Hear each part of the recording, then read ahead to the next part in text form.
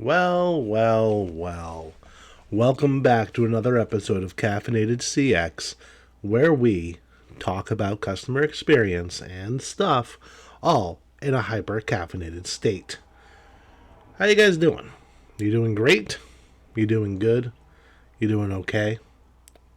Let's go back to that great thing. We want to be great.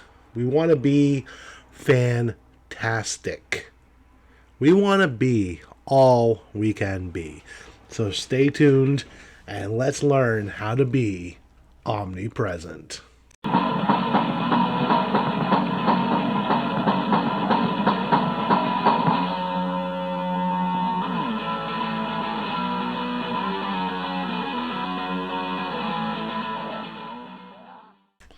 Thanks for staying through the title.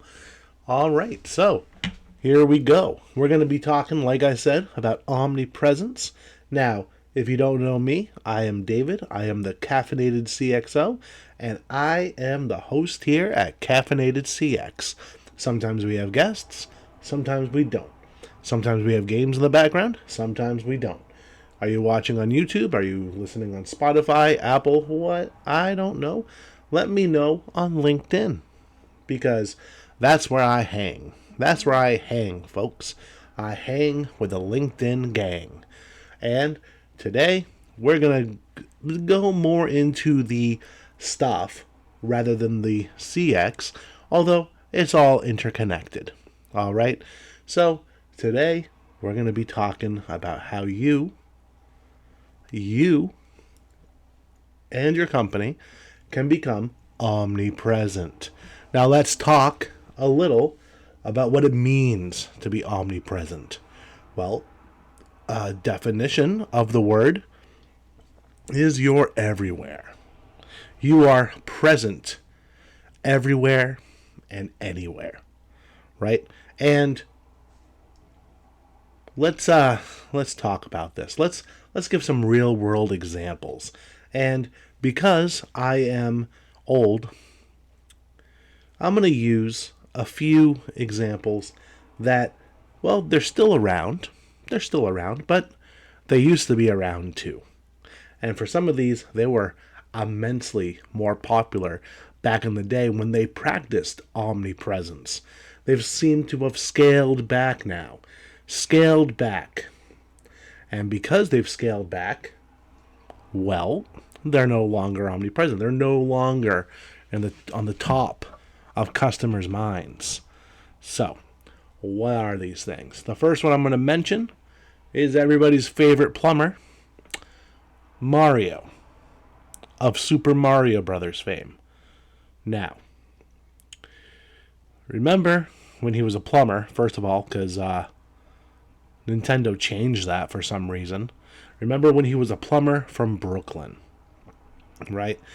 He wasn't, hey, it's me, I'm Mario. No. It was like, forget about it, Mario, okay? So I don't know why they changed that. That was dumb. They should stop that, right? Now, back in the day, back in the 80s and 90s, Nintendo wasn't just a console.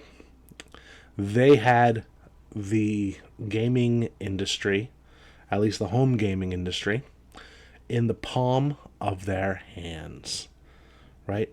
And Mario, there was a time when he was more popular than Mickey frickin' Mouse. All right? So that's crazy. And he wasn't just on your 8-inch tiny little TV screen, right? On your box console. No. He was everywhere. From books to cartoon shows, comic books, a movie that is a lot better now than it was when it first came out, at least in my opinion. But he was on lunchboxes, right? He was everywhere. You couldn't turn on the TV. You couldn't go to frickin' McDonald's without seeing Mario, right? And full disclosure, I was obsessed with Mario in the late 80s, early 90s. From the time Mario 1 came out to the time Mario World 2, Yoshi's Island, came out, that was the one thing, the one game series that I obsessed over, right? So full disclosure on that one, right? But it was the case for a lot of people. I used to design Mario levels on paper back before Super Mario Maker was even conceived of. I would get a piece of paper, turn it to the sideways position, landscape as it's called on your printer, right?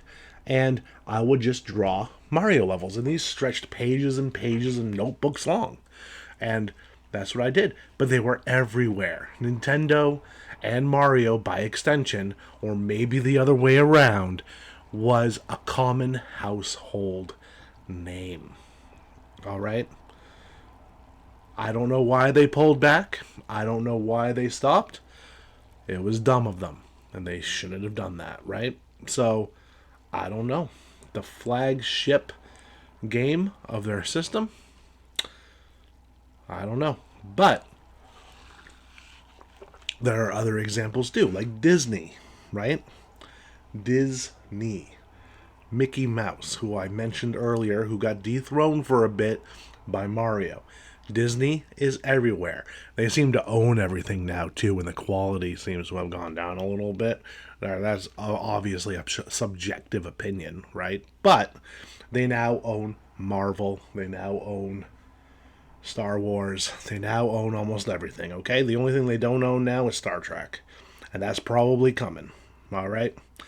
So, Disney, omnipresent. Everybody knows who they are. Everybody wants to go to Disneyland. Everybody wants to wait in line to pay $20 for a pretzel, all right? You know why? Because they're omnipresent.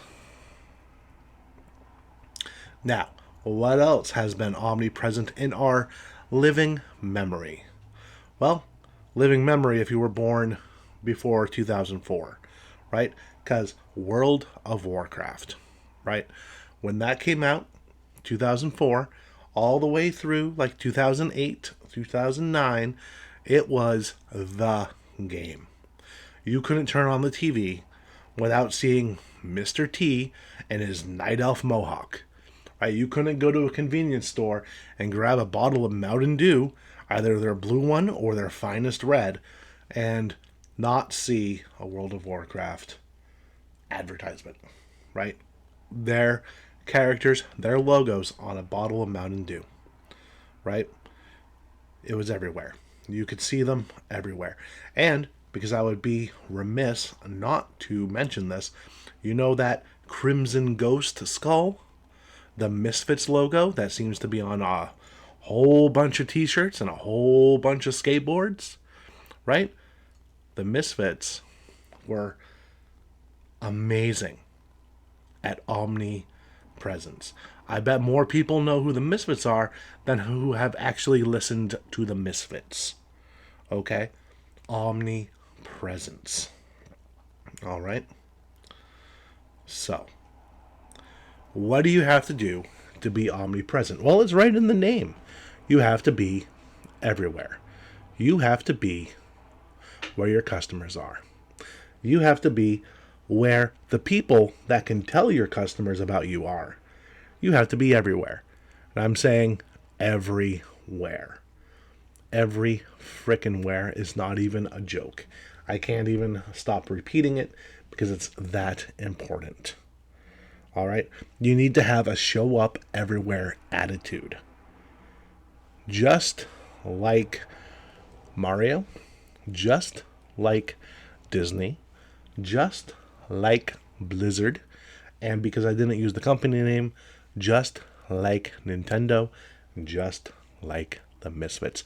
Wherever you can plaster your stuff, plaster it.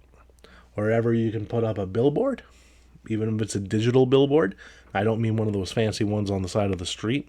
I mean anywhere you can post your stuff, post it. There is no such thing as overexposure for us, right? For the normal people. For the people who have personal brands or even most company brands, right? You're not going to get overexposed. No one's going to get sick of you, right? Now, most people, most of us, aren't even in the remote danger of overexposure.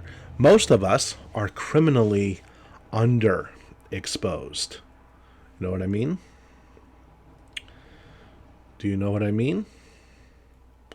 Nobody knows who we are. Nobody knows who you are. Nobody knows who I am, right? Sure, we spike up in popularity. We can see that on our LinkedIn stats, right? Oh, cool, 1 million people saw my stuff this year. Cool.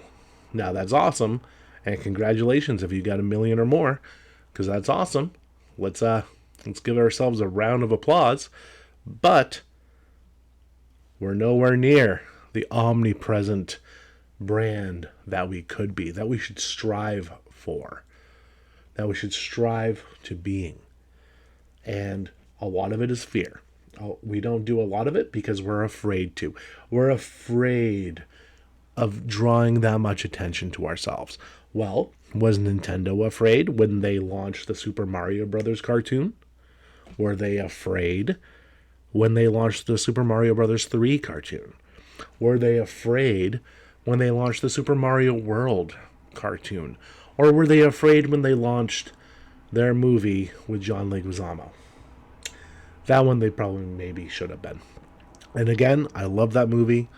I know it's bad. I love it. All right. In fact, I might like it more than the newer Super Mario Brothers movie. I don't know. That's me. That's me, and I'm a little weird, right? So, but you have to be living your brand. You have to be a living, walking advocate of your brand. And this could be your company brand again. This could be your personal brand. Put yourself out there. Be everywhere. Put yourself in conversations. Oh, but I'm an introvert. You might be saying, I don't care. Chances are you're not really. You're just a little shy, right? You're a little intimidated. You don't want to be laughed at. You don't want to be made fun of. You don't want to get thumbs down on YouTube. And I would recommend getting the extension on Chrome that allows you to see the downvotes for videos, because it's fun. And I don't know why they tried to get rid of that. What else is omnipresent while we're on the topic? Apple. Apple is omnipresent. Microsoft is by default, I guess. But Apple, man, think different. Think different so you can all be the same. But they're everywhere. And you know what? They have the genius idea of the little apple on the back of their phones, the back of their tablets, the back of their Macs, right? You know how many phone cases have a spot where you can display the Apple logo? Their phones come with frickin' stickers with the Apple logo. My son, my 6-year-old, put the Apple logo on the back of my Samsung phone's case. Huh. Now that's omnipresence, right? Now, what are you going to do to make yourself omnipresent? Let's talk a little bit more. It's like consistency. Keep pushing your brand. Keep pushing your message, right? Oh, but only 50 people saw my video. So what? Keep pushing.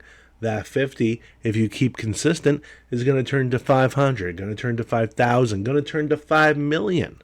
You just have to have the patience, and you have to realize why it's getting 50 views, right? You fix that, you refine your process, you're going to get up to that 5 million mark.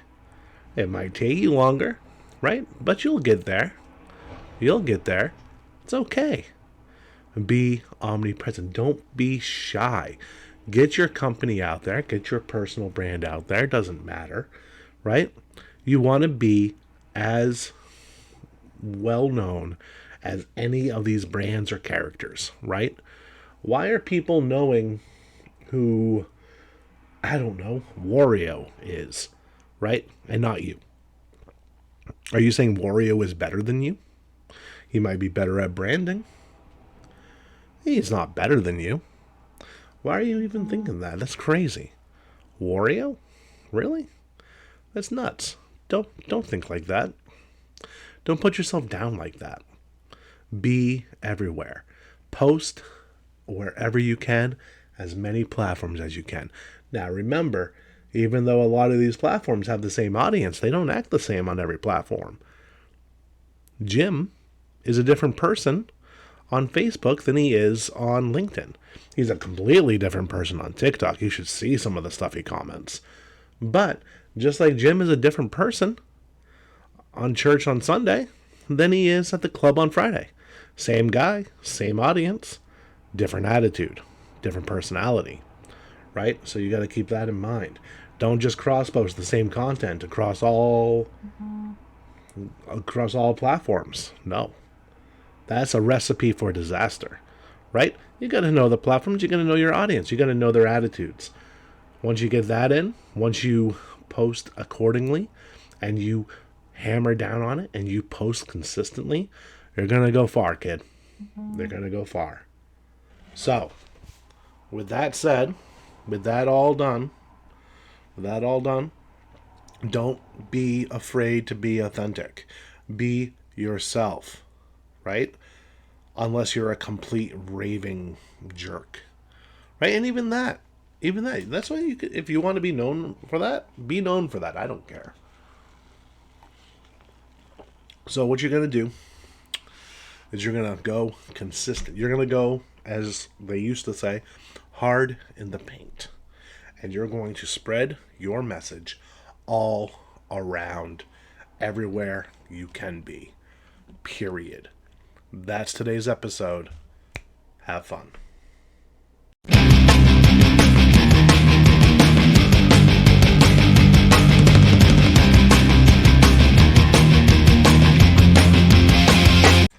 Oh yeah, I almost forgot. So I can be omnipresent. Why don't you go ahead, like, review, share this show so we can make the show grow and we can all be omnipresent together, right? Let's lift each other up. Let's lift each other up. And I'll see you, YouTube, Spotify, Apple, most especially LinkedIn. Let's hang with the LinkedIn gang. All right, bye.